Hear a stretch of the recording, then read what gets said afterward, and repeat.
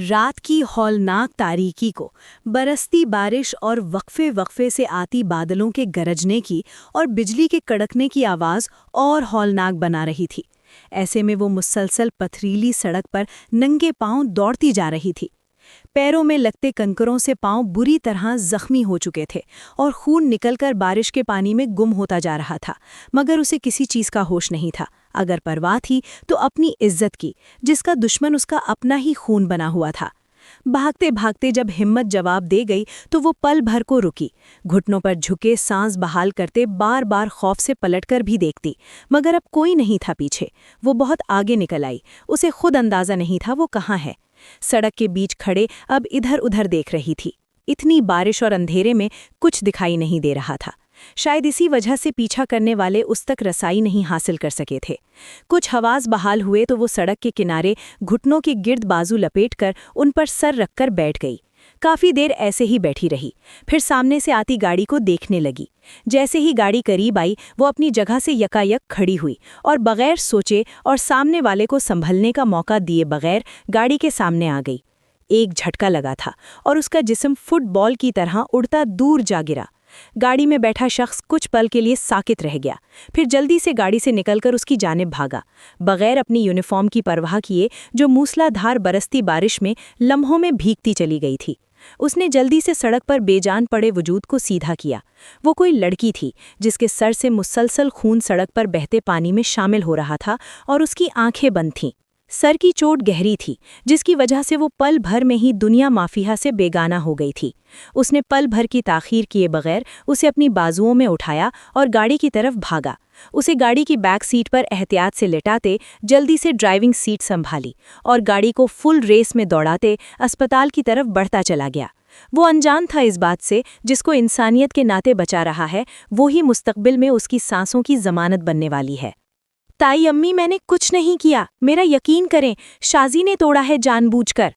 अपनी ताई से मुसलसल पिटते वो बस एक ही फिक्रा दोहराए जा रही थी, मगर उसकी ताई कुछ भी सुने बगैर उसे जूते से मारती जा रही थी। अचानक दरवाज़ा खुला और कोई अंदर दाखिल हुआ। सामने का मंजर देखते तेजी से उनकी जानिब बढ़ा और उसकी ताई के चलते हाथ को पकड़ते रोका। क्या कर रही हो ये? क्यों मार रही हो मासूम बच्ची को? वो गरज कर बोले। तायाब्बू मुझे बचा ले प्लीज, मैंने कुछ नहीं किया। जी हाँ, आने वाला वजूद उसका ताया था, जिसको देखते वो जल्दी से उनके साथ लगते रोते हुए बोली, जी मेरी जान, मैं जानता हूँ आपने कुछ नहीं किया, बस चुप मेरा बच्चा। ताया अब्बू उसे अपनी पनाह में छुपाए बोले, बस करें आप इसको सर पर चढ़ाना। आपके लाड प्यार का ही ये नतीजा है कि अब ये झूठ के साथ इल्जाम भी लगाने लगी है दूसरों पर। ताई अम्मी को ताया का उसकी तरफदारी करना एक आंख नहीं भाया था, तभी गुस्से से बोली, ऐसा भी क्या कर दिया बच्ची ने जो तुम ऐसे चीख रही हो, और ये कौन सा तरीका है बच्ची को ट्रीट करने का? ताया ने उनके चीखने पर नागवारी से उनको देखते पूछा और उसे लिए सोफे पर बैठे। इसने मेरा इतना कीमती मक्का पूरा सेट तोड़ दिया और फिर शाजी का नाम लगा दिया। इसने तोड़ा, जबकि किचन में इसके अलावा कोई दूसरा नहीं था। तब ताई ने उसे खूंखार नजरों से देखते कहा, बस इतनी सी बात पर तुम उसे इतनी बुरी तरह मार रही थी? हद है बेगम, कुछ अकल के नाखून लो। ताया ने उनकी बात पर उनको झड़कते कहा, ये इतनी सी बात नहीं है करीम साहब, वो सेट मुझे इतना अजीज था, मेरे भाई ने दुबई से स्पेशल भेजा था मुझे। ताई ने तलमिलाते कहा, अच्छा बाबा, मैं तुम्हें इसके साथ का बिल्कुल न्यू ब्रांडेड और मंगवा दूंगा। ओके, अब गुस्सा छोड़ो और खाना लगाओ, बहुत भूख लगी है। करीम साहब ने बात खत्म करते कहा और उसका सर सहलाने लगे। ताई अम्मी ने उनके इस अमल को नागवारी से देखा और किचन में घुस गईं। उनको करीम साहब का समन को इतनी अहमियत देना, उसका ख्याल रखना एक आंख नहीं भाता था।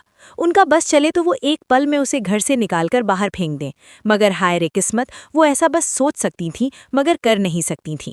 वजह वो घर और बिजनेस था जिसमें वो लोग रहते थे। समन के बाबा मरने से पहले उसके नाम कर गए थे। समन के बाबा कमाल अहमद और उसकी मम्मा जवेरिया कमाल का एक रोड एक्सीडेंट में इंतकाल हो गया था। तब समन बस 15 साल की बच्ची थी। समन अपने माँ बाप की इकलौती बेटी थी और उसकी मम्मा भी बस एक ही औलाद थी अपने माँ बाप की, जिसकी वजह से समन के नाना नानी की वफ़ात के साथ ही उसका ननिहाल ख़त्म हो गया था। जबकि कमाल अहमद के एक बड़े भाई करीम अहमद थे। जब कमाल और उनकी बेगम का इंतकाल हुआ तो करीम साहब ने अपने भाई की आखिरी निशानी समन सीने से लगाते खुशी खुशी उसकी जिम्मेदारी कबूल कर ली। मगर उनकी बेगम फरहत उनके इस फैसले के खिलाफ थीं, मगर चुप रहीं। करीम साहब के फैसले के सामने वो बोल नहीं सकती थीं, मगर इस बात का गुस्सा वो समन पर उतारती। करीम साहब की छोटी सी दुकान थी। कमाल अहमद की मौत के बाद करीम साहब अपनी दुकान छोड़कर कमाल का बिजनेस संभालने लगे और अपना किराए का घर छोड़कर अपनी फैमिली को लेकर कमाल के घर में ही शिफ्ट हो गए। करीम साहब समन के लिए एक ठंडी छांव जैसे थे। उन्होंने कमाल और उसकी अहलिया के बाद बहुत मोहब्बत से उसे पाला था। उसकी हर ख्वाहिश पूरी करते, हर तरह से उसका ख्याल रखते, मगर फरहत को ये सब बर्दाश्त नहीं होता था।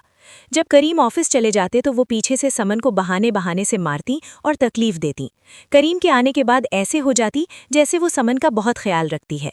करीम के अपने भी 2 बच्चे थे, एक बेटा शहरोज और एक बेटी शाजिया, जो दोनों ही अपनी मां पर थे। वो भी समन को पिटवाने और तंग करने का कोई मौका हाथ से ना जाने देती। इस घर में एक करीम साहब ही वाहिद हस्ती थे जो समन से प्यार मोहब्बत से पेश आते थे और समन उनके साथ अटैच थी। पहल पहल जब ताई अम्मी उसे मारती तो वो करीम साहब के आते ही उनको शिकायत लगा देती। ताया और ताई में उसकी वजह से शदीद झगड़ा होता, जिसका गुस्सा भी ताई ताया के जाने के बाद उससे ढेर सारा काम करवाकर और मार कर निकालती, जिसकी वजह से आहिस्ता आहिस्ता समन ने ताया अब्बू को शिकायत लगना छोड़ दी। ऐसे समन 15 साल की उम्र से 22 साल की उम्र तक ताया से ढेर सारा प्यार और ताई से मार खाते बड़ी हुई। ताई अम्मी समन पर गुस्सा निकालने के बाद किचन में चली गई थीं और अब लाउंज में करीम और समन दोनों रह गए थे। समन अभी तक हिचकियां भर रही थी और करीम साहब उसे नरमी से चुप करवा रहे थे। बस मेरा बच्चा, ताया अब्बू आ गए हैं ना, अब आपको कोई कुछ नहीं कहेगा। मैं हूं ना, बस अब रोना बंद करो और मुंह हाथ धोकर आओ, फिर हम दोनों मिलकर खाना खाते हैं और उसके बाद हम आइसक्रीम खाने चलेंगे, ओके? करीम साहब ने उसे प्यार से साथ लगाए कहा।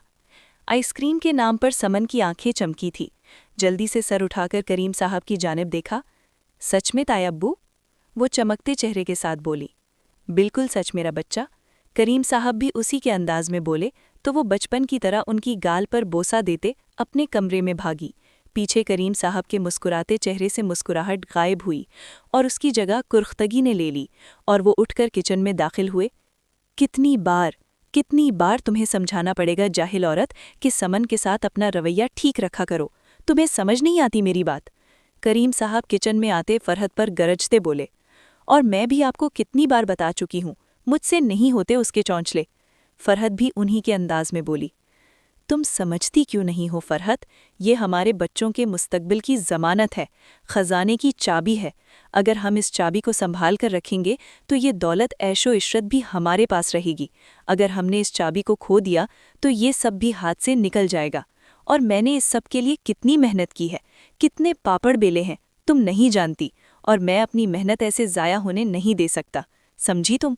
तो आप ये सब कुछ अपने नाम क्यों नहीं कर लेते? कब तक हम इस मनहूस की चापलूसी करते रहेंगे? मैं अब थक गई हूँ, मुझसे नहीं होता ये सब बर्दाश्त। फरहत ने अब के बार संभल कर कहा। बस कुछ वक्त और, 22 की होने वाली है वो, बस उसकी इस सालगिरह तक बर्दाश्त कर लो, फिर ये सब मैं अपने नाम करवा लूँगा। उसके बाद तुम जो मर्जी उसके साथ करना, मुझे कोई सरोकार नहीं उससे। समझ रही हो ना मेरी बात? करीम ने फरहत को सोच में डूबे देखकर पूछा। जी समझ रही हूँ, आप बस जल्द अज जल्द सारी जायदाद अपने नाम करवा लें, मैं और उसको बर्दाश्त नहीं कर सकती। फरहत ने अब के आराम से कहा। हाँ, अब मुझसे भी और उसके नाज नखरे नहीं उठाए जाते। बस अगले हफ्ते उसकी सालगिरह है, हमें तब तक बहुत ध्यान से रहना होगा।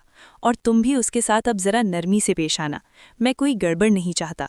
इस हफ्ते के अंदर मैंने वकील को कागजात बनाने का बोल दिया है। सालगिरह के कुछ दिन बाद ही मैं बहाने से उन पर समन से साइन करवा लूँगा और फिर ये सब हमेशा के लिए हमारा हो जाएगा। करीम ने चेहरे पर शैतानी मुस्कुराहट सजाए कहा। ठीक है, जो करना है जल्दी कर लें अब आप बस। फरहत ने भी जोश से कहा। हाँ सही, तुम खाना लगाओ, मैं मुंह हाथ धो के आता हूँ, फिर उसे भी अब मुझे बहलाने लेकर जाना पड़ेगा। करीम ने नागवारी से कहा और किचन से बाहर निकल गए। पीछे ताई अम्मी शैतानी मुस्कुराहट लबों में दबाए खाना टेबल पर लगाने लगी। आज समन की सालगिरह थी और ताया अब्बू ने उससे वादा किया था उसे साहिल समंदर ले जाने का, और शाम में उसकी सालगिरह की तकरीब भी रखी थी जिस पर वो बहुत खुश थी। करीम हर साल उसकी सालगिरह की तकरीब रखता था, मकसद लोगों को दिखाना था कि वो यतीम भतीजी से कितनी मोहब्बत करता है और कितना नेक दिल इंसान है। लोग सच में उसे ऐसा ही समझते थे और उसकी तारीफ करते थे, जिसे वो खुले दिल से मुस्कुराकर वसूल करता था। ताया अब्बू चलें? समन तैयार होकर करीम के पास आती बोली। जी ताया की जान, चलो। करीम, जो लाउंज में सोफे पर बैठा मोबाइल पर कुछ देख रहा था, मोबाइल जेब में डालते फौरन खड़ा होता बोला। उसके उठते ही समन लाड से उनकी बाजू पकड़े बाहर की जानिब बढ़ गई। किचन के दरवाजे में खड़ी शाजी ने और घर में दाखिल होते शहरोज ने गुस्से से ये मंजर देखा था। मम्मा, मुझे ये समझ नहीं आती, बाबा हमारे बाप हैं या इस यतीम के? जब देखो बस इसी के नाज नखरे उठाते नजर आते हैं, हमें तो पूछते तक नहीं। शाजी ने जले दिल से किचन की कुर्सी पर बैठते माँ से गिला आमेज लहजे में कहा। तो क्या हुआ मेरी चंदा, मैं जो हूं तुम लोगों के नाज नखरे उठाने के लिए, दिल क्यों बुरा करती हो? फरहत फिलहाल कोई गड़बड़ नहीं चाहती थी। करीम की हिदायत के मुताबिक आजकल वो समन के साथ नरमी से पेश आती थी, इसीलिए शाजी को प्यार से समझाते बोली। वो नहीं चाहती थी शाजी या शहरोज कुछ गड़बड़ करे और करीम साहब के अताब का निशाना बने। अम्मा, शाजी बिल्कुल सही कह रही है, बाबा को अपनी औलाद की कोई परवाह नहीं है। जब देखो उस यतीम को साथ लटकाए फिरते हैं, अब भी उसे ही लिए बाहर निकले हैं। शहरोज ने बहन की उदासी भरी बातें सुन ली थीं, इसलिए गुस्से से कहा। ओहो भाई शहरोज, शाजी तो बच्ची है, तुम तो समझदार हो, तुम भी शाजी की तरह बोलने लग गए हो। फरहत, जो किचन में खाना बना रही थी, शहरोज की बात पर झुंझलाकर बोली। छोड़ें भई, इनको हमारी कोई परवाह नहीं, सारी परवाह फिक्र बस इस यतीम के लिए ही है इनकी। शाजी हराब मूड से उठकर कमरे में चली गई। शहरोज ने बहन को ऐसे उदास जाते देखा तो खफकी से माँ को देखते शाजी के पीछे चला गया। अरे तुम लोगों को क्या पता, हम तुम लोगों के लिए क्या क्या पापड़ बेल रहे हैं। तुम लोगों के लिए ही इस यतीम मनहूस के नाज नखरे बर्दाश्त कर रहे हैं। जब पता चलेगा तब तुम लोग हमारा एहसान मानोगे। फरहत उनको जाते देखकर दिल में सोचती रही, मगर बोली कुछ नहीं। शाजी, ओए ऐसे दिल क्यों छोटा करती है, मैं हूं ना तुम्हारा भाई। मैं इसे हमारे रास्ते और जिंदगी से हटाऊंगा, मेरा वादा है तुमसे। बस मुझे तुम्हारे साथ की जरूरत है। शहरोज अपने घटिया दिमाग में अपने घटिया इरादों की तकमील का प्लान बनाते पुरस्रार लहजे में शाजी के कमरे में आते बोला। वो कैसे भाई? शाजी, जो उदास सी आकर बेड पर औंधी लेटी थी, शहरोज की बात सुनते जल्दी से उठती पूछने लगी। पहले वादा करो तुम मेरा साथ दोगी, जैसे मैं बोलूंगा वैसे ही करोगी, और बाबा या मम्मा को कुछ नहीं बताओगी, चाहे कुछ भी हो जाए। शाजी बेवकूफ सी थी, अपने भाई के घटिया इरादों से बेखबर जल्दी से बोली। ये हुई ना बात, अब मेरी बात गौर से सुनो, मैं जैसे बोलूं तुम वैसे ही करना, ओके? शहरोज ने जोश से उसके पास बैठते कहा। ठीक है, बताएं मुझे क्या करना है। शाजी भी उसके करीब खिसकते गौर से उसकी बात सुनने लगी, और शहरोज अपना प्लान उसे बताता गया, अपने घटिया इरादों पर पर्दा डाले। शाम ने समन की सालगिरह थी, मेहमानों से घर में चहल पहल सी थी। करीम साहब समन के साथ साहिल समंदर से वापस आ चुके थे। अब वो निक सिक से तैयार मेहमानों को अटेंड कर रहे थे। हर कोई उनकी फराख दिली पर उनकी तारीफों के पुल बांध रहा था। कुछ देर बाद समन तैयार होकर लॉन में चली आई, जहां तकरीब का एहतमाम किया गया था। आज ताई अम्मा भी खुश खुश सी समन के आगे पीछे घूम रही थीं। वहीं शाजी और शहरोज अपनी प्लानिंग से मुतमईन होकर पुरसुकून और लापरवाह से घूम रहे थे। कुछ देर बाद केक कट हुआ। समन ने सबसे पहले केक अपने ताया को खिलाया, फिर ताई को, फिर सबको केक खिलाया गया। केक के बाद खाना लगवा दिया गया। खाने के बाद तकरीब कुछ देर इली, फिर तमाम मेहमान समन को गिफ्ट देते अपने अपने घरों को लौट गए। तकरीब के बाद करीम साहब और फरहत को कहीं और भी जाना था, इसलिए तकरीब जल्दी ही खत्म कर दी गई थी। समन खुशी से अपने कमरे में गिफ्ट खोले बैठी थी, जब एक गिफ्ट में कांच की बहुत ही खूबसूरत गुड़िया थी, जो अकेले एक कश्ती में सवार गोल गोल घूम रही थी। समन को वो गिफ्ट बहुत पसंद आया था, और जो चीज़ उसे ज्यादा अच्छी लगती थी वो करीम को जरूर दिखाती थी। हमेशा की तरह आज भी वो गिफ्ट हाथ में लिए वो करीम साहब के कमरे की जानिब बढ़ी थी। जैसे ही उसने दरवाजे पर पहुंचते नॉक करने के लिए हाथ ऊपर किया, अंदर से आती आवाज़ों पर वहीं रुक गया। अरे पागलपन मत करो फरहत, मैंने उस दिन का बहुत इंतजार किया है। खुदारा अपनी किसी भी बेवकूफ़ी की वजह से मेरी सारी मेहनत पर पानी मत फेर देना। करीम गुस्से से फरहत से बोल रहे थे। समन नासमझी से उनकी बातें सुन रही थी और सोच रही थी, ताया किस मेहनत की बात कर रहे हैं और ताई अम्मी क्या करने का कह रही हैं।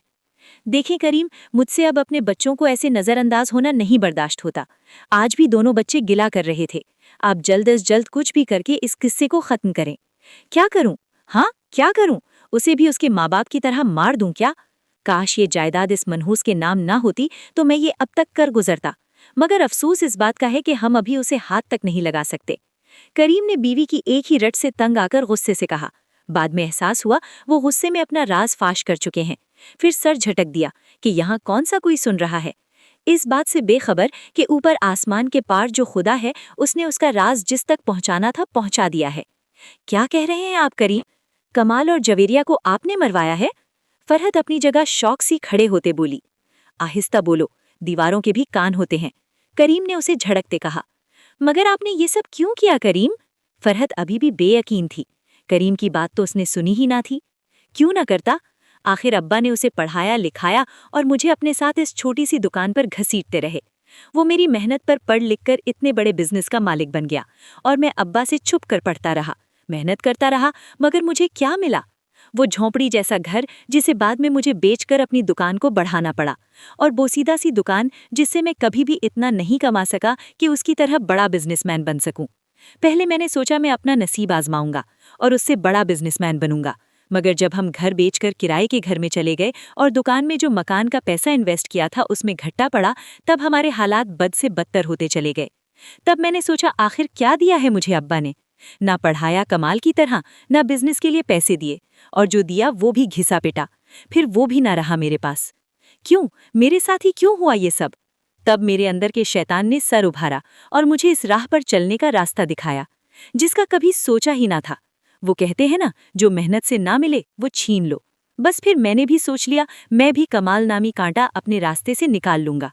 हाँ, ये सब ऐशो इशरत उसने कैसे कमाई? मेरी मेहनत से ना।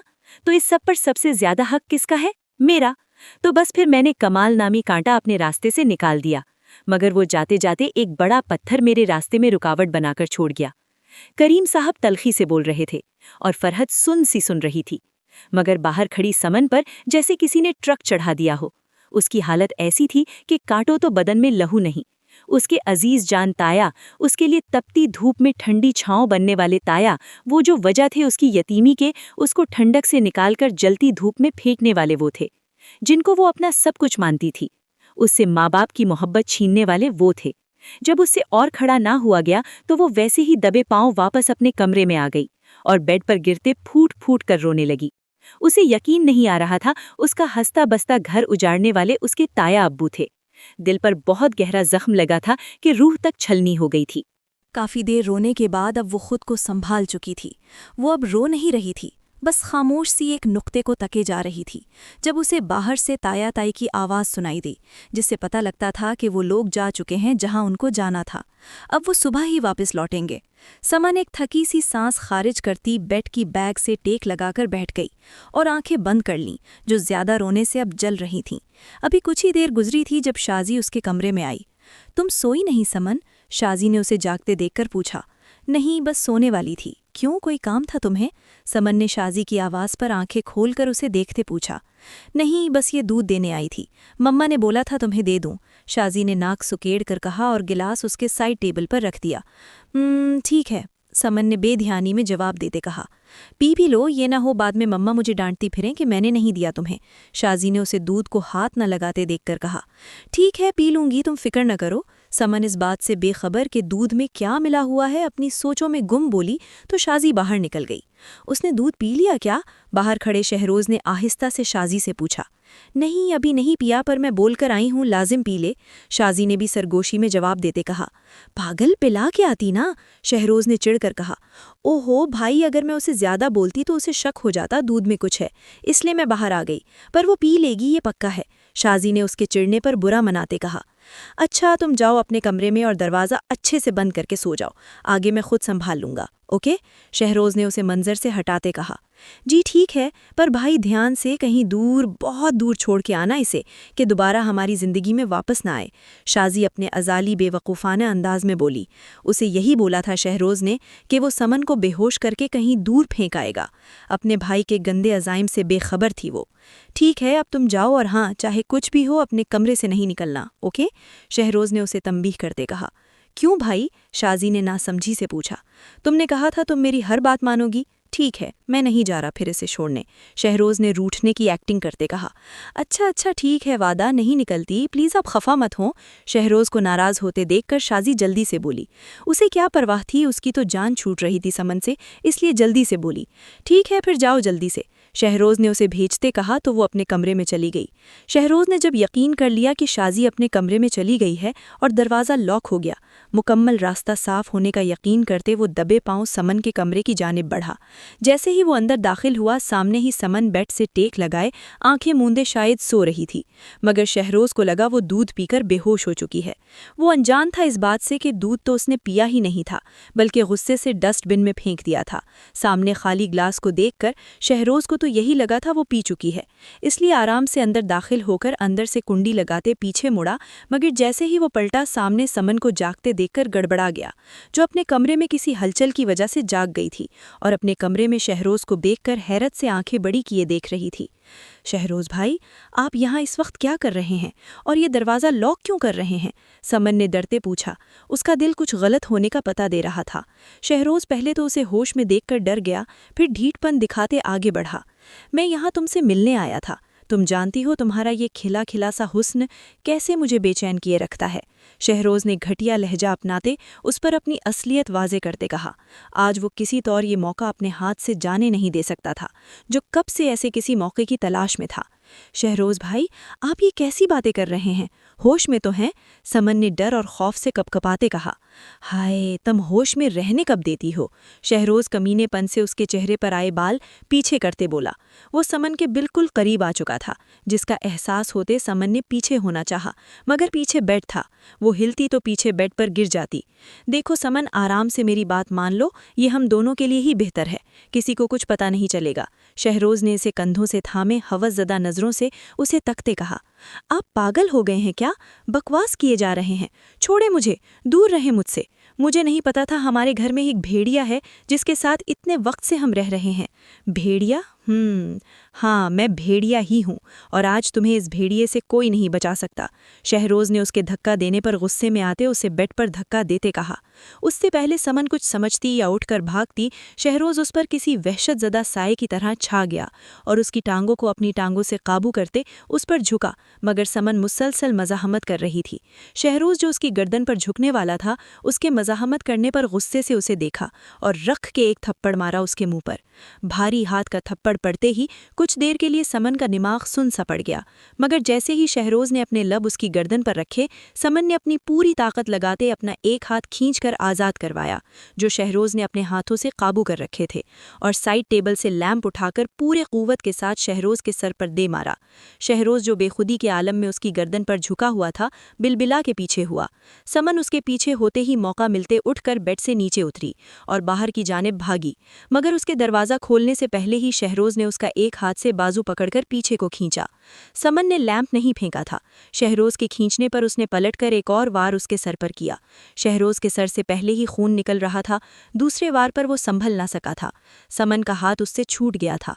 कुछ अपनी इज्जत का खौफ और कुछ सामने पड़े जख्मी शहरोज़ के सर से निकलते खून को देखकर वो और डर गई और जल्दी से दरवाज़ा खोलकर अंधाधुंध बाहर को भागी। बाहर बादल जोर से गरजे और मूसलाधार बारिश बरसने लगी, मगर उसे किसी चीज़ की परवाह नहीं थी।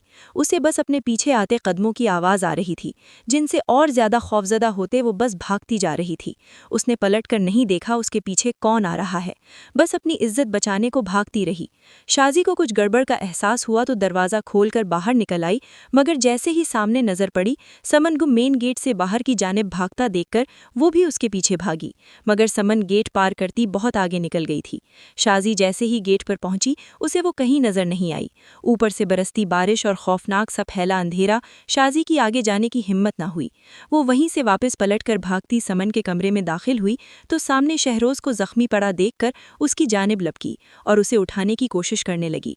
शाज़ी को इस वक्त समन भूल गई थी, उसे अपने भाई की पड़ गई थी और समन इन दोनों बहन भाई के चंगुल से निकल कर भागी थी। कुछ तारीक अंधेरे के बाद अब उसकी आंखों के सामने कुछ अक्स बने मिटने लगे, जिनसे वो बेचैन हो रही थी। फिर एक झटके से उसकी आंखें खुल गईं, मगर ये जगह वो नहीं थी जहां उसने खुद को बेदर्दी से एक गाड़ी के सामने करते मरने के लिए छोड़ दिया था। ये तो कोई साफ सुथरा सा कमरा था जिसमें ज़रूरत की हर चीज़ मौजूद थी। एक तरफ कुछ मशीनरी पड़ी थी जिसको देखने से वो कोई अस्पताल का कमरा लगता था। कुछ देर गायब दिमागी से वो इधर उधर देखती रही, फिर दरवाज़ा खोलने की आवाज़ पर चौंकते सहम कर उस तरफ देखने लगी। मगर ये शहरोज़ नहीं था, ये तो कोई पुलिस वाला लगता था। नफासत से तैयार, यूं निखरा निखरा सा, चेहरे पर हल्की दाढ़ी सजी थी और बला की संजीदगी थी जो उसकी शख्सियत को और चार्मिंग बना रही थी। यारम आहिस्ता से चलता उसके करीब आया। उसे होश में देखकर उसने एक गहरी सांस ली और बेल बजाकर डॉक्टर को बुलाया। जैसे ही डॉक्टर अंदर दाखिल हुआ, वो अपनी भारी और संजीदा रौबदार आवाज में उनसे मुखातिब हुआ। कैसा अमला है आपका? किस बात की तनख्वाह लेते हो आप लोग, जो एक पेशेंट का ध्यान नहीं रख सकते? कहाँ है आपकी नर्सेस जो पेशेंट को अकेले छोड़कर गई हुई हैं? पेशेंट जाने कब की होश में आई है और आप लोगों को खबर ही नहीं। हद है लापरवाही की। यारम डॉक्टर पर बरसते बोला, सॉरी सर, रात वाली नर्स घर चली गई है और दिन वाली अभी तक आई नहीं। किसी वजह से लेट हो गई है, मैं अभी उनको देख लेता हूँ। डॉक्टर ने उसके अंदाज पर घबराते कहा और समन को चेक करने लगा। समन को याद आने लगा था कि ये वही है जिसकी गाड़ी से वो टकराई थी, मगर उसे ये याद नहीं था वो कितने दिन से यहाँ है। जब वो घर से शहरोज से अपनी इज्जत बचाकर भागी थी, तब सड़क पर एक तरफ बैठ गई थी और फिर उसे ताया ताई की बातें याद आने लगी। फिर शहरोज का उसके साथ जबरदस्ती करना और बेयारो मददगार हालत में उसका घर से निकलकर भागना, अपने ही घर से बेघर होना, सब दिमाग में किसी फिल्म की तरह चलने लगा था। और उसे अपने आप से, इस जिंदगी से नफरत होने लगी थी जिसमें कोई उसकी दौलत लूटना चाहता था, कोई उसकी इज्जत। किसी को उसकी जरूरत नहीं थी, न प्यार था, सब धोखा फरेब था। यही सोचते वो उठी और सामने से आती गाड़ी के सामने आ गई। वो एसपी यारम था जिसकी गाड़ी से समन टकराई थी। वो उसे फौरन अस्पताल ले गया था, जिससे उसकी जान तो बच गई थी, मगर सर की गहरी चोट की वजह से वो कोमा में चली गई थी। डॉक्टर पुरुम्मीद थे कि वो जल्दी होश में आ जाएगी। यारम ने भी इलाज में कोई कसर नहीं छोड़ी थी, जिसकी बदौलत 6 महीनों बाद उसे होश आ गया था। उसके कोमा के दौरान यारम रोज 2 वक्त उसे देखने आता था। जाने क्यों उसे ये लड़की इतना अट्रैक्ट कर रही थी। ये नहीं था कि उसने कभी कोई खूबसूरत लड़की नहीं देखी थी, मगर समन से उसे अजीब सा ताल्लुक महसूस होता था। ऑफिस में भी वो उसी को सोचता रहता था। ना चाहते हुए भी वो थकन से चूर होते भी उसे देखने जरूर जाता था। डॉक्टर अब समन से बात कर रहा था, फिर उसकी जानिब पलटा जो बहुत गौर से इस नाजुक सी लड़की को देख रहा था और सोच रहा था, ऐसा भी क्या हुआ था जो इस मासूम सी नाजुक लड़की ने मौत को गले लगाने की कोशिश की। बहुत से सवाल थे जो उसे समन से करने थे, जिन्हों उसकी नींदें उड़ा रखी थीं। एसपी साहब, अब ये बिल्कुल ठीक है, मगर हम फिर भी इनको कुछ दिन यहाँ रखेंगे। कुछ एक्सरसाइज करवाएंगे जिससे इनके जिस्म के जो पट्टे कोमा की वजह से रुके हुए हैं, हरकत में आ जाएंगे। डॉक्टर ने यारम को बताते कहा। यारम ने बस सर हिलाने पर इक्तफा किया था और उसे जाने का इशारा किया। डॉक्टर के जाने के बाद वो धीरे से चलता उसके पास पड़ी कुर्सी पर बैठ गया। कुछ देर खामोशी से उसे देखता रहा, फिर बोला, मुझे आपसे कुछ सवाल जानने हैं जिनका मुझे सच सच जवाब चाहिए। आवाज में संजीदगी और नरमी थी। समन ने सहम कर उसे देखा। उसे खुद से डरते देखकर यारम ने ठंडी सांस भरी, फिर उसे रिलैक्स करने को बोला। आपको मुझसे डरने की जरूरत नहीं, आप मुझे अपना दोस्त ही समझें। बिल्कुल रिलैक्स रहें, मैं आपको कोई नुकसान नहीं पहुंचाऊंगा, ओके? मुझे किसी पर यकीन नहीं करना, लोग अपना बनाकर धोखा देते हैं। यहाँ कोई सच्चा नहीं, सब धोखेबाज हैं, दोगले लोग, पीठ पीछे छुरा घोंपने वाले। समन ने तलखी से कहा। यारम पल भर को साकित रह गया। इतनी सी उम्र में इतनी गहरी और तल्ख बातें, उसका दिल डूब सा गया था। तुम मुझ पर यकीन कर सकती हो, मुझे बताओ क्या हुआ है तुम्हारे साथ, और तुम मेरी गाड़ी से क्यों टकराई? यारम ने नरमी से उसे यकीन दिलाते कहा। क्यों? मैं आप पर क्यों करूं यकीन, जबकि मेरे अपने सगे रिश्तों ने मुझे धोखा दिया, मुझे बर्बादी के दहाने पर ला खड़ा किया। आप तो फिर अजनबी हो, जिसे मैं जानती तक नहीं। आपने क्यों बचाया मुझे? मर जाने दिया होता। ऐसी जिंदगी नहीं जीनी मुझे, जिसमें सिवाय धोखी के कुछ नहीं है। समन ने एहसास से आरी लहजे में सफाकियत से कहा। तुम मुझ पर यकीन कर सकती हो क्योंकि मैं तुम्हारा अजनबी दोस्त हूँ, जिसे अल्लाह ने तुम्हारी मदद को भेजा है। इस धोखे भरी दुनिया में एक मुखलिस दोस्त या रिश्ता जरूर होता है, और शायद इस तुम्हारी जिंदगी का वो मुखलिस दोस्त अल्लाह पाक ने मुझे चुना है। तभी तुम इस रात वीरान सड़क पर मुझे मिली, जब तुम तन तन्हा इस जालिम दुनिया से लड़ रही थीं। यारम ने बहुत ही नरमी से धीमे लहजे में उसे समझाते कहा। कुछ था तलिस्म सा उसके लहजे में कि समन यकटुक उसे देखती सुनती रही। जब वो खामोश हुआ तो तलिस्म सा टूटा था। समन को तो यही लगा था। वो गहरा सांस लेकर रह गई। फिर दिल ने कहा, हाँ, शायद यही है जिस पर उसे यकीन करना चाहिए, और वो यारम को शुरू से लेकर आखिर तक सब बताती चली गई। यहाँ तक ताया ने उसके माँ बाप को कत्ल किया है से लेकर शहरोज की बदतमीजी तक सब बताती गई। वो जब चुप हुई तो रोने से हिचकी बंध गई थी उसकी, और यारम हाथ की मुट्ठी सख्ती से बांध के बैठा था। चेहरे पर बला का गजब छाया हुआ था और आंखें सुर्ख अंगार हो गई थीं, जैसे उनमें कोई आग दहक रही हो। समन भी पल भर को सहम गई थी उसका चेहरा देखकर। मुझसे शादी करोगी? कुछ लम्हे खामोशी से गुजर गए तो अचानक यारम ने उसकी आंखों में देखते पूछा। अजीब सा सहर था उसकी आंखों में कि समन ना समझी में सर हिला गई। यारम के चेहरे पर मुस्कुराहट आई तो समन ने फौरन नफी में सर हिलाया। माँ, मैं समझी नहीं। मगर मैं समझ गया हूँ, यारम ने आंखों में शरारत लिए कहा। समन नजरें चुरा गई। कुछ ही देर में यारम के ऑर्डर पर अस्पताल के कमरे में निकाह हुआ और यारम के कुछ दोस्त मौजूद थे। यारम का इस दुनिया में कोई नहीं था। माँ बाप बहुत पहले वफात पा गए थे। एक बहन थी जो परदेस में शादी करके चली गई थी। फिर कुछ साल बाद उसकी बहन और बहनोई भी जहाज क्रैश होने की वजह से खल्के हकीकी से जा मिले थे और वो इस भरी दुनिया में तन्हा रह गया था। यारम के इशारे पर निकाह शुरू हुआ और समन से ईजाब व कबूल करवाए गए। समन कमाल, वालिद कमाल अहमद, आपका निकाह यारम शहाब, वालिद शहाबुद्दीन 50,000 रुपए सिक्का रायजुल बख्त तय पाया है। क्या आपको कबूल है? मौलवी साहब के पूछने पर समन ने थोड़ी हिचकिचाहट के बाद धीरे से कबूल है कहा। समन से 3 बार पूछने के बाद मौलवी साहब ने यारम से भी इसी तरह पूछा और निकाह मुकम्मल होते सब उसे मुबारकबाद पेश करते वहां से चले गए। सबके जाने के बाद यारम समन के पास आया और उसका हाथ पकड़कर पास बैठते बोला, मेरा वादा है तुमसे, तुम्हारे हर मुजरिम को उसके कैफरे करदार तक पहुंचाकर ही दम लूंगा अब। ये कहते नरमी से उसका हाथ छोड़ते बाहर की जानिब बढ़ गया। समन नम आंखों से उसे जाते देखती रही। 6 महीने पहले उस रात के बाद करीम और फरहत जैसे ही अगले दिन घर आए उनको कुछ गैर मामूली सा लगा। करीम किसी एहसास के तहत तेज तेज चलता समन के कमरे में दाखिल हुआ, मगर सामने के मंजर ने उनका दिमाग चकरा कर रख दिया। समन के खाली कमरे में जा बजा टूटे कांच और खून के छींटे गिरे हुए थे। अभी वो संभले न थे कि फरहत की आवाज़ पर चौंकते उस तरफ भागे। सामने शहरोज को जख्मी सर पर पट्टी करवाए देखकर वो पल में सारा खेल समझ गए। गुस्से से आगे बढ़कर उसका गरेबान पकड़ते चीखे थे, समन कहाँ है और तुमने क्या किया है उसके साथ? क्या कर रहे हैं आप? वो पहले ही जख्मी है और आपको बेटे से ज़्यादा उस मनहूस यतीम की पड़ी है। फरहत ने उनको शहरोज से दूर करते कहा। हाँ, पड़ी है उससे। पूछो कहाँ है वो, वरना मैं खुद उसकी जान ले लूँगा, करीम साहब ने गरजते कहा। वो बाबा, समन घर से भाग गई है, शाजी ने डरते डरते उनको बताया तो फरहत और करीम दोनों पर जैसे घर की छत गिर गई हो। आज ही तो वो पेपर साइन करवाने वाले थे और बिल्कुल मंजिल के करीब आकर वो सब कुछ हार बैठे थे। करीम झटके से सोफे पर गिरने के अंदाज में बैठा था। फरहत ने जल्दी से उनका कंधा थामा। जब वो एक झटके में उठते शहरोज पर झपटे। क्या किया है तुमने? बोल, मेरी सालों की मेहनत बर्बाद कर दी, कमीने, बोल कहाँ है वो? करीम बगैर किसी लिहाज के शहरोज पर थप्पड़ों की बारिश करते चीखे। मैंने कहा था आपसे मुझे वो चाहिए, पर आपने मेरी नहीं सुनी तो मुझे जो ठीक लगा मैंने कर दिया, मगर वो मनहूस मेरा ही सर फाड़ के भागी। बहुत ढूंढा, नहीं मिली। शहरोज ने भी उनकी तरह उनके हाथ झटकते चीख कर कहा। जब मैंने तुमसे कहा था कुछ वक्त सब्र कर लो, फिर मैं खुद उसे तुम्हारे हवाले कर दूंगा, तो क्यों तुमने ये किया? अब देख लिया अपनी जल्दबाजी का नतीजा, करीम ने सख्त तरीन लहजे में कहा। फरहत और शाजी हैरत से उनकी बातें सुन रही थीं। मुझे वो हर हाल में चाहिए, जिंदा सलामत, और तुम उसे कैसे ढूंढते हो ये तुम्हारा मसला है, पर मुझे वो चाहिए तो बस चाहिए, समझे तुम?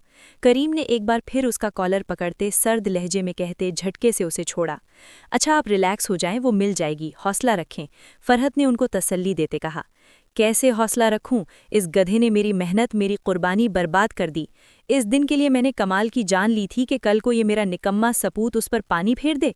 शाजी और शहरोज को झटका लगा था अपने बाप के मुंह से अपने चचा के कत्ल का जिक्र सुनकर। बाबा, आपने चचा को कत्ल किया है? शाजी ने हैरत और दुख से बाप को देखते पूछा। उसकी बात पर वो तीनों चौंके थे। फिर फरहत ने करीम के इशारे पर उसे डांट डपटकर उसके कमरे में भेज दिया और खुद करीम को घूर कर देखा। आप भी ना गुस्से में अपना कंट्रोल खो देते हैं, क्या ज़रूरत थी उसके सामने ये कहने की? हद करते हैं आप भी, फरहत ने परेशानी से माथा मसलते कहा। इसको छोड़ो, इसे मैं देख लूंगा। तुम उससे बोलो मुझे समन ढूंढ कर लाके दे। कैसे लाएगा ये उसका मसला है। करीम अपने हवासों पर काबू पाने की कोशिश करते उठकर कमरे में जाते बोले और धाड़ से दरवाज़ा बंद किया। पीछे वो दोनों माँ बेटा सर पकड़कर बैठ गए थे। शहरोज को रह रहकर अपनी गलती पर पछतावा हो रहा था। जायदाद भी हाथ से निकल गई और समन भी। आज 6 महीने हो गए थे उसे घर से भागे, मगर अभी तक उसका कोई सुराग नहीं मिला था। और करीम साहब अलग उसकी जान को पड़े थे, हर वक्त झगड़ते और नाराज होते रहते थे। शहरोज सोफे पर मायूस सा बैठा था। जब दरवाजे पर बेल हुई तो वो अकताया हुआ सा उठकर दरवाजे पर आया। जैसे ही दरवाज़ा खोला, सामने पुलिस को देखकर शहरोज के रोंगटे खड़े हो गए, मगर बददिक्कत खुद को नॉर्मल करते बोला, जी फरमाइए, कैसे आना हुआ। शहरोज की टांगें कांप रही थीं, मगर खुद को पुरसुकून रखने की कोशिश करते पूछा। सामने ब्लैक चश्मा लगाए खड़े यारम ने बहुत बारीकी से उसका जायजा लिया, जिससे शहरोज की कांपती टांगें छिपी न रह सकीं। आंखों से चश्मा उतारते यारम ने अपनी सर्द नजरें शहरोज पर गाड़ते पूछा, करीम साहब का घर यही है ना? सवाल के साथ वो खुद भी अंदर दाखिल हुआ। बाहर से आती आवाज़ पर फरहत, शाजी और करीम भी कमरों से निकल आए थे। जी यही है, और ये है करीम, मेरे बाबा। शहरोज ने नासमझी से उसे बताते जवाब दिया। समन गालिबन आपकी भतीजी है ना करीम साहब? जी वो कुछ महीनों से लापता है, हम ढूंढ रहे हैं। करीम ने जल्दी से संभल कर जवाब दिया। आपको ढूंढने की ज़रूरत नहीं, वो हमें मिल चुकी है, और आपके बेटे पर उसके साथ रेप अटेम्प्ट करने का जुर्म आयद हुआ है। हम इसको गिरफ्तार करने आए हैं, यारम ने सख्त और सर्द लहजे में कहा। मगर मैंने कुछ नहीं किया उसके साथ, शहरोज ने घबराकर कहते पीछे को दौड़ लगाई, मगर बाहर खड़े अहलकारों ने उसे दरवाजे पर ही पकड़ लिया था। अगर कुछ नहीं किया तो भाग क्यों रहे हो? यारम ने उसे रख के थप्पड़ मारते पूछा और अहलकारों को उसे ले जाने का इशारा किया। मुझे देखें एसपी साहब, मेरी बात सुने, करीम ने यारम को ठंडा करने की कोशिश करते कहा। जो कहना है अब अदालत में आकर कहिएगा, चलता हूँ। यारम करीम साहब को परखती आंखों से देखते कहते वापस पलट गया। करीम और फरहत सर पकड़कर वहीं सोफे पर बैठ गए और शाजी उनको नागवारी से देखती अपने कमरे में चली गई। अब वो ज्यादा कमरे में ही रहती, किसी से भी ज्यादा बात नहीं करती थी। उसे दुख था उसका बाप कातिल है अपनों का, और भाई ने भी उसे अपने गंदे अज़ाइम के लिए इस्तेमाल करना चाहा। वो जैसी भी थी, मगर उसे ये सब कबूल नहीं था। एक कातिल की बेटी और जानी के भाई होने से अच्छा मर जाना था। उसे खुद से घिन आती थी कि वो ऐसे लोगों का खून है। यारम समन को हफ्ते बाद घर ले आया था। वो उसका बहुत ख्याल रखता। एक मुलाजिमा मुकर्रर कर रखी थी जो हर वक्त समन का ख्याल रखती थी। यारम ने शहरोज को अपने रिमांड में रखा हुआ था। उसका अपना एक खुफिया तहखाना था जहां वो ऐसे मुजरिमों को सज़ा देता था, और शहरोज भी अब वहीं कैद था जहां उसे रोज़ सख्त तरीन सज़ा दी जाती थी। शहरोज की सज़ा के दौरान करीम ने कई बार यारम से समन का पूछने की कोशिश की, मगर यारम हर बार उनको सख्ती से मना कर देता था, मगर समन का पता नहीं दिया था उनको। यारम ने इस बात का जिक्र समन से नहीं किया था, वो उसे हर्ट नहीं करना चाहता था। समन अपने ताया लोगों के जिक्र पर हमेशा दुखी हो जाती थी, इसलिए यारम कम ही उससे इनका जिक्र करता था। आजकल वो कम ही घर आता था। वो समन के बाबा के कत्ल केस पर काम कर रहा था, करीम के खिलाफ सबूत ढूंढ रहा था। आज भी वो 2 दिन बाद आया था घर, जब सामने लॉन में समन को झूले पर बैठे देखकर मुस्कुराते हुए उसकी जानिब आया। अस्सलाम अलैकुम मादाम। यारम ने शरारत से झुकते हुए सलाम किया तो समन खिलकर मुस्कुरा दी। समन को उसका ख्याल रखना अच्छा लगने लग गया था, और यारम को तो शुरू से ही वो दिल के बहुत करीब लगती थी। उसका ख्याल रखना, उसकी फिक्र करना जैसे यारम की जिंदगी का मकसद बन गया था। वालेकुम अस्सलाम, आज पूरे 1 दिन बाद आ रहे हैं, खैर तो है, और बड़े खुश भी लग रहे हैं। समन ने उसे ऐसे मुस्कुराते देखकर पूछा। क्यों, मेरी लिटिल वाइफी ने मुझे मिस किया क्या? यारम ने शरारत से उसकी नाक दबाते पूछा। बाकी बात वो गोल कर गया था। अभी वो कोई ऐसी बात समन से नहीं करना चाहता था जिससे वो फिर से दुखी हो जाए। यारम की बात पर समन ने शर्माते हुए सर झुका लिया। उसके ऐसे शर्माने पर यारम खिलकर मुस्कुराया। अरे, अभी तो मैंने ऐसा कुछ किया ही नहीं लिटिल वाइफी, जो आप इतना रेड हो रही हैं। समन की कमर में हाथ डालकर उसे अपने करीब करते बोला। समन ने हड़बड़ाकर इधर उधर देखा, फिर यारम की लौ देती आंखों को और नजरें झुकाए बोली, प्लीज, हम लॉन में हैं, धीमी शर्म में डूबी आवाज में कहा। तो फिर क्या हुआ, वाइफी हो तुम मेरी, इसमें इतना शर्माने वाली क्या बात है? यारम ने बज़ाहिर संजीदगी से कहा, मगर लहजे में शरारत हनूज मौजूद थी। प्लीज यारम, समन शर्म से सुर्ख पड़ते बोली।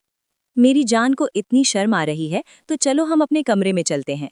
यारम हनूज शरारत पर उमादा था, झुककर उसे अपनी बाजुओं में उठाए अंदर की जानिब चल दिया। यारम प्लीज, समन ने हड़बड़ाकर अंदर काम करती दोनों मुलाजिमाओं को देखा। अरे ऐसे घबरा क्यों रही हो, पहली बार थोड़ी ही उठा रहा हूँ, अपनी जान को पहले भी एक बार उठा चुका हूँ। यारम ने मजे से कहते समन को देखा, जिसका चेहरा खून छलकाने लगा था। शर्म से आंखें जोर से बंद कर ली थी। यारम उसे लिए सीढ़ियां चढ़ते ऊपर अपने कमरे में ले आया। पीछे काम करती दोनों मुलाजिमें एक दूसरे को देखकर हंसती। आज पहली बार उनको उनका साहिब हकीकत में खुश लगा था, जिसकी खुशियों के लिए वो सच्चे दिल से दुआगो थी। यारम की दिन रात की अनथक मेहनत से आखिर वो करीम के खिलाफ काफ़ी सारे सबूत इकट्ठे कर चुका था, जिनसे साबित होता था वो ही कमाल और उसकी अहलिया का कातिल है और उसे फांसी तक पहुंचाने को काफ़ी थे। आज यारम करीम को गिरफ्तार करने उसके घर जा रहा था। चेहरे पर सख्त तासुरात थे, जिनसे पता चलता था कि वो अब मुजरिम को खुलेआम घूमने की मोहलत नहीं देगा। फरहत ने जैसे ही दरवाज़ा खोला, सामने यारम को देखकर धक रह गई। यारम ने उसे सख्त नज़रों से देखते साइड होने का इशारा किया। वो अच्छे से जानता था फरहत समन के साथ कैसा सुलूक करती रही थी, इसलिए उसे वो औरत एक आंख नहीं भाती थी। कहाँ हैं करीम साहब? यारम ने सख्त लहजे में पूछा। करीम, जो अपना सफरी बैग लिए कमरे से निकल रहा था, सामने यारम को देखकर ठिठक कर रुक गया। ओह, तो करीम साहब फरार होने की तैयारी में थे। यारम ने तमस्खुर से कहते उनके गिर्द चक्कर लगाने लगा, जैसे शिकारी अपने शिकार के गिर्द घेरा तंग करते हैं। राशिद, ले चलो ज़रा इनको इज्जत के साथ, अब वहीं चलकर बाकी बातें करेंगे। यारम ने अपने अहलकार को पुकारते कहा तो वो जल्दी से आगे बढ़कर करीम को हथकड़ी लगाने लगा। फरहत खामोशी से एक तरफ खड़ी थी। मज़ाहमत या एहतजाज का कोई फ़ायदा नहीं था। वो जानती थी उनके किए आमाल की सज़ा भुगतने का वक्त आ चुका है। उनकी फ़िरौनियत का तख्ता उलट चुका है। अब तो बस फैसले की घड़ी है। तभी उन्होंने कोई एहतजाज नहीं किया था। यारम करीम को हथकड़ी लगाए बाहर की जानिब बढ़ता चला गया और पीछे वो सोफे पर ढह-सी गई। अपने कमरे के दरवाजे में खड़ी शाजी ने खाली आंखों से यारम को अपने बाप को ले जाते देखा, फिर माँ को जो हारे हुए जुआरी की तरह बैठी थी। वो आहिस्ता आहिस्ता चलती उनके कदमों के पास आकर बैठ गई और सर उठाकर माँ के चेहरे को देखा, जिस पर पहले जैसी शगुफ्तगी नहीं थी। वीरान चेहरा, उजड़ी आंखें, जैसे किसी ने सारे ख्वाब नोच लिए हों। मम्मा, क्यों किया बाबा ने ऐसा? क्या मिला हमें ये सब करके? पता है, बचपन से लेकर बड़े होने तक मैं उनकी तवज्जो को तरसती रही, मगर बाबा हर वक्त समन के पीछे घूमते रहते। मुझे बहुत गुस्सा आता था तब कि बाबा सारा प्यार समन को करते हैं, मुझे नहीं करते। मगर अब जब समझ आई तो पता लगा वो तो किसी से नहीं करते थे प्यार। उनको तो बस दौलत से प्यार था, हमसे नहीं, ना समन से। समन तो उनके लिए बस एक खजाने की चाबी थी, जिससे वो कमाल चाचू की दौलत हथियाना चाहते थे। वो सांस लेने को रुकी। मगर हमें क्या मिला मम्मा? देखें, हम खाली हाथ, खाली दामन रह गई हैं। इस घर में जो हमारा खुद का नहीं है, जाने कब समन आए और हमें निकाल दे। देखें, हम खाली हाथ, खाली दामन रह गए मम्मा। भाई भी हमें छोड़ गए, बाबा भी। अब वो लोग कभी नहीं आएंगे, कभी नहीं, कहते शाजी फूट फूट कर रो दी। कभी ऐसे ही समन भी रोई थी अपनों के धोखे पर, आज वो भी रो रही थी। फर्क इतना था, एक धोखे पर रोई थी तो दूसरी अपनों की जुदाई पर और अपना घर उजड़ने पर रोई है। फरहत अपने हाथों को देख रही थी, जहां कुछ नहीं था, खाली थे। कुछ नहीं बचा था, न दौलत, पैसा, न कोई रिश्ता। सब कुछ तो उनकी दौलत की हवस ने निगल लिया था। अब तो पीछे उम्र भर के पछतावे रह गए थे, जिन्होंने सारी जिंदगी डसना था उनको। करीम को अदालत में पेश किया गया था, जहां उसके सारे गुनाहों का कच्चा चिट्ठा खुल गया था। करीम पर जुर्म साबित हुआ तो उसे सजाए मौत सुना दी गई। अदालत में आज समन भी मौजूद थी, जो नम आंखों से अपने ताया को देख रही थी। उसकी आंखों के सामने सारे मंजर घूम रहे थे। कहीं वो अपने ताया के साथ साहिले समंदर पर घूम रही है, तो कहीं करीम साहब उसे अपने कंधों पर उठाए झूले दे रहे हैं। कभी ताई से बचाते हुए उसके लिए लड़ रहे हैं। फिर आखिर में उनकी सफाकियत भरी असलियत थी, जब उन्होंने अपने मुंह से अपना गुनाह कबूल किया था। वो रात एक तारीख रात थी, जो उनकी जिंदगी में आई और अपनी तारीकी उनके दामन में चुपके से डालते चली गई। जब करीम को लेकर जाने लगे तो समन धीरे से उठकर उनके सामने आई और उनके सीने से लग गई। फिर जब उनके सफाक यव्द याद आए तो झटके से उनसे दूर हो गई। शिकायती नज़रों से उनको देखकर बस इतना कहा, क्यों किया ऐसा? नम लहजा, टूटे अल्फाज। करीम सुन से खड़े उसे देखते रहे, फिर उसके सर पर हाथ रखते हाथ उसके सामने जोड़ गए। लबों से कुछ नहीं कहा, कुछ था ही नहीं कहने को, कुछ बचा ही नहीं था। सब कुछ उनका लालच, हवस, नफरत ने निगल लिया था। अब बस नदामत थी जो उनकी झुकी आंखों में थी। पुलिस अहलकार उनको हथकड़ी लगाए आगे बढ़ गए और वो वहीं खड़ी रह गई, बहुत सा गम दिल में लिए। शहरोज का मामला तो जैसे सफाए हस्ती से ही मिट गया था। कोई नहीं जानता था वो कहाँ है, कैसा है भी या नहीं। समन के कहने पर यारम उसे उसके घर ले आया था। दरवाज़ा खोलने वाली शाजी थी, सामने समन को देखकर शर्मिंदा सी साइड पर हो गई तो वो दोनों चलते हुए अंदर आ गए, जहाँ सामने फरहत बेगम निढाल सी सोफे पर लेटी हुई थी। उनको देखकर उठकर बैठ गईं। कैसी हो समन, हमें घर से निकालने आई हो? तुम्हें निकालने की ज़रूरत नहीं, हम खुद ही चली जाएंगी, फरहत ने शर्मिंदा लहजे में कहा। नहीं ताई अम्मी, मैं आपको घर से निकालने नहीं आई, बल्कि ये घर आपके नाम करने आई हूँ। काश ताया अब्बू ने बाबा मम्मा को ना मारा होता तो जान पाते कि जिस दिन बाबा की मौत हुई थी उस दिन वो ताया के लिए उससे बड़ा घर खरीदने जा रहे थे। उनको एहसास था अपने भाई की तकलीफ का, मगर ताया ने उनको मोहलत ही ना दी इतनी कि वो उनके लिए कुछ कर पाते। समन को ये सब कमाल के वकील से पता लगा था, जिस पर समन का दिल और दुखा था। अब वही सब वो उनको बता रही थी। फरहत और शाजी और शर्मिंदा हो गई थीं ये सब सुनकर कि करीम साहब ने एक मुखलिस भाई खो दिया, अपना हर मुखलिस रिश्ता खो दिया। कितने बदनसीब थे वो कि अपनी लालच में कुछ समझ ही ना सके। समन ने घर और आधा बिजनेस फरहत के नाम कर दिया था। उसके कागज़ फरहत के सामने रखते वो वापस पलटी थी, जब शाजी की पुकार पर रुकी। समन, मुझे माफ़ कर देना, मैं कितनी पागल थी, जो मेरा नहीं था उस पर अपना हक जमाती रही, ये जाने बगैर कि ये तो सब तुम्हारा था, मेरा तो यहाँ कुछ भी नहीं था। मुझे माफ़ कर दो प्लीज़, शाजी ने रोते हुए हाथ जोड़ते कहा। नहीं शाजी, तुम्हारी क्या गलती, तुम कौन सा जानती थी कुछ, बेखबर थी मेरी तरह तुम भी, समन ने उसके जोड़े हाथ पकड़ते नीचे करते कहा। समन, अब तुम कहाँ जा रही हो? फरहत ने उसे जाते देखकर पूछा। अपने शौहर के साथ उनके घर, समन ने सुकून से कहा। शाजी और फरहत ने चौंक कर हैरत से पहले समन को देखा, फिर यारम को जो इस सारे वक्त में खामोश ही रहा था। ये, फरहत ने कहना चाहा। जी, यही मेरे शौहर हैं। इस रात शहरोज से इज्जत बचाकर जब मैं घर से भागी थी तब इनकी गाड़ी के साथ ही मेरी टक्कर हुई थी। फिर मैं 6 महीने कोमा में रही। उसके बाद जब होश आया तब पहला चेहरा इनका देखा, जिन्होंने बहुत इज्जत मान के साथ मुझे अपनी जिंदगी का हिस्सा बना लिया। समन ने नरम मुस्कुराहट के साथ यारम को देखते कहा तो यारम भी उसे देखकर खिलकर मुस्कुराया और हाथ समन की जानिब बढ़ाया, जिसे समन ने बगैर किसी ताखीर के थाम लिया। वो लोग ऐसे ही एक साथ चलते उस घर से निकलते चले गए जहां से कभी समन अकेली निकली थी। पीछे फरहत और शाजी फिर से मलाल में डूब गईं, पछतावे ही पछतावे थे बस। यारम और समन वहां से सीधे साहिल समंदर चले आए। अब वो लोग एक दूसरे का हाथ थामे खामोशी से समंदर के साहिल पर चल रहे थे। दूर उफ़क़ पर डूबता सूरज दोनों को देखकर आसूदगी से मुस्कुराते ढल रहा था। चलते चलते यारम रुका और समन की जानिब घूमा। समन, मैं शुरू से तुमसे कुछ कहना चाहता हूँ, यारम ने नरमी से उसके हाथ थामे कहा। जी बोलें, मैं सुन रही हूँ, समन ने उसके हाथों पर हल्का सा दबाव डालते कहा। समन, मैं नहीं जानता हमारे दरमियान ऐसा क्या था जो मैं तुमसे दूर न जा सका। तुम्हारा ख्याल हर वक्त मेरे दिल दिमाग पर सवार रहता था, तभी मैं थाने से जल्दी उठकर आ जाता था। जब तक तुम्हें नहीं देख लेता था मुझे रात को नींद नहीं आती थी और तुम्हें देखकर ही मेरी सुबह होती थी। मैं चाहकर भी खुद को रोक नहीं सका था। यारम ने कहते दूर सूरज को देखा। तुम कब मेरी सांसों की जमानत बन गई मुझे पता ही नहीं चला। आज मैं तुमसे तुमको मांगना चाहता हूँ, तुमसे तुम्हारा साथ उम्र भर के लिए मांगना चाहता हूँ। क्या तुम अपने पागल से आशिक की झोली में अपने साथ के सिक्के डालना चाहोगी? घुटनों के बल नीचे बैठते हाथ समन की जानिब फैलाए पूछ रहा था। समन ने हैरान होते पहले यारम को देखा, फिर इधर उधर से गुजरते लोगों को, जिनमें से कुछ ने उनको देखकर गुड लक का इशारा भी किया था। मुझे कबूल है आपका साथ, मैं अब उम्र भर आपकी इस मोहब्बत की कैदी बन के रहना चाहती हूँ। बस आपसे गुजारिश है, कभी मुझे छोड़ के मत जाइएगा, वरना आपकी ये समन आपके बिना मर जाएगी। समन ने भी उसके साथ नीचे घुटनों के बल बैठते उसके फैले हाथ को थामे कहा तो यारम खिलकर मुस्कुरा दिया। दूर खड़े देखते लोगों ने उनको देखकर हूटिंग की तो समन जल्दी से होश में आते खड़े होते उसे भी साथ खींचा था। समन के ऐसे खींचने पर यारम भी मुस्कुराते हुए उठा और उसे अपने बाजुओं के हल्के में लिए आगे बढ़ा। उफ़क़ के उस पार ढलते सूरज ने एक आखिरी नज़र उन पर डाली और मुस्कुराते अपनी मंजिल की तरफ बढ़ते उनकी खुशियां ता हयात बरकरार रहने की दुआ देते आगे बढ़ गया।